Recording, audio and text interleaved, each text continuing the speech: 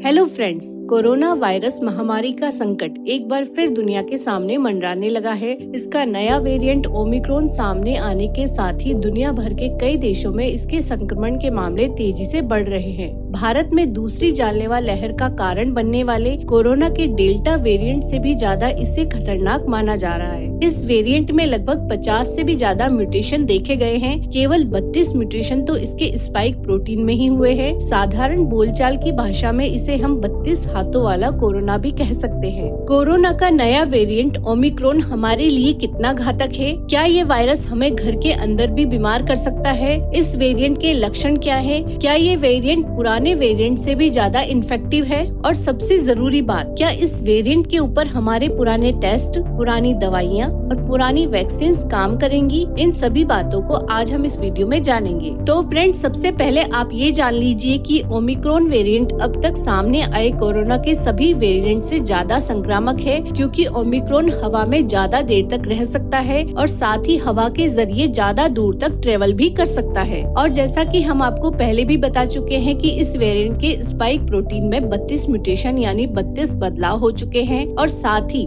इस वायरस के ऊपर 32 हाथ यानी इसके 32 स्पाइक प्रोटीन है। ये स्पाइक्स ही वायरस को मानव सेल्स के अंदर जाने में हेल्प करते हैं। और आपको ये जानकर आश्चर्य होगा कि डेल्टा वेरिएंट में केवल 9 स्पाइक प्रोटीन थे, यानी ओमिक्रॉन डेल्टा से कई गुना ज्यादा संक्रामक हो सकता है। ये अपने 32 स्पाइक प्रोटीन के जरिए बहुत ही आसानी से एक स्वस्थ व्यक्ति के अंदर जाकर उसे बीमार कर सकता है और उस बीमार व्यक्ति के छींकने, खांसने या फिर जोर से चिल्लाकर बात करने पर भी ये वायरस हवा के जरिए सैकड़ों लोगों को आसानी से इन्फेक्टेड कर सकता है। फ्रेंड्स, अब आप ये जरूर जानना चाहेंगे कि ये वायरस क्या डेल्टा वेरिएंट से भी ज्यादा डेडली या घातक है? तो इस बारे में WHO का और दूसरे वैज्ञानिकों का कहना है कि अभी तक जितने भी मरीज सामने आए हैं उस आधार पर इस वेरिएंट को डेडली नहीं कहा जा सकता, लेकिन वायरसों के बारे में कहा जाता है कि जो वायरस ज्यादा तेजी से फैलते हैं वे कम डेडली होते हैं, लेकिन जो वायरस कम फैलते हैं वे ज्यादा डेडली होते हैं। फिर भी अपवाद हर जगह देखे जा सकते हैं। कुल मिलाकर आने वाले कुछ हफ्तों में ही पिक्चर क्लियर होगी, लेकिन वैज्ञानिकों का ये भी अनुमान है कि जहां डेल्टा वेरिएंट से हर रोज 4 लाख लोग संक्रमित हो रहे थे, वहीं ओमिक्रॉन से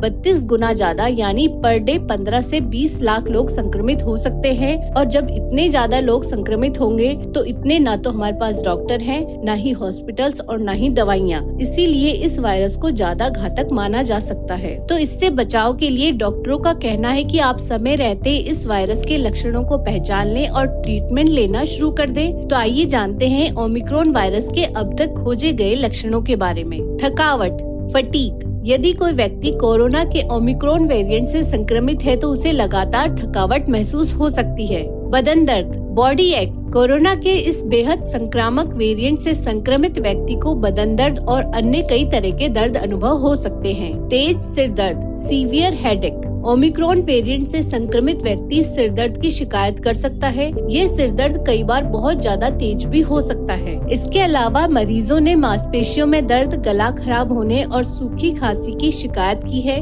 डॉक्टरों के अनुसार कुछ मरीजों में तेज बुखार की समस्या सामने आई है। कोरोना के डेल्टा वेरिएंट के लक्षण में स्वाद और गंध न आना भी एक लक्षण था, लेकिन ओमिक्रॉन वेरिएंट से संक्रमित व्यक्तियों में अब तक ये लक्षण सामने नहीं आया है। इतना ही नहीं, कोरोना के कई वेरिएंट्स में संक्रमित मरीज बंद नाक की शिकायत भी कर रहे थे, लेकिन ओमिक्रॉन से संक्रमित लोगों में ये लक्षण भी अभी तक नजर नहीं आया है और मरीजों के ऑक्सीजन के स्तर में भी कोई गंभीर गिरावट देखने को नहीं मिली है। अब हमारे सामने सबसे बड़ा सवाल है कि कोरोना के इस वेरिएंट से हम कैसे सुरक्षित रहे और क्या कोरोना की वैक्सीन इस नए वेरिएंट से हमारा बचाव कर पाएगी? तो इसके बारे में स्वास्थ्य विशेषज्ञों का कहना है कि वेरिएंट कोई भी हो, अगर मास्क लगाने, हाथ सही से धोने और शारीरिक दूरी के नियमों का नियमित तरीके से पालन किया जाए तो संक्रमण की आशंका काफी कम हो जाती है। इसके अलावा आप घर में वेंटिलेशन का पूरा ध्यान रखें। डबल मास्क का यूज भी किया जा सकता है। अब जैसा कि आप जान ही चुके हैं कि इस नए वेरिएंट का स्वरूप पूरी तरह से बदल चुका है, तो कुछ वैज्ञानिक ये भी मान रहे हैं कि कोरोना की वैक्सीन ओमिक्रॉन पर कम प्रभावी या फिर बेअसर भी हो सकती है। लेकिन राहत की बात यह है कि नई वैक्सीन तैयार करने में वैज्ञानिकों को अब ज्यादा समय नहीं लगेगा,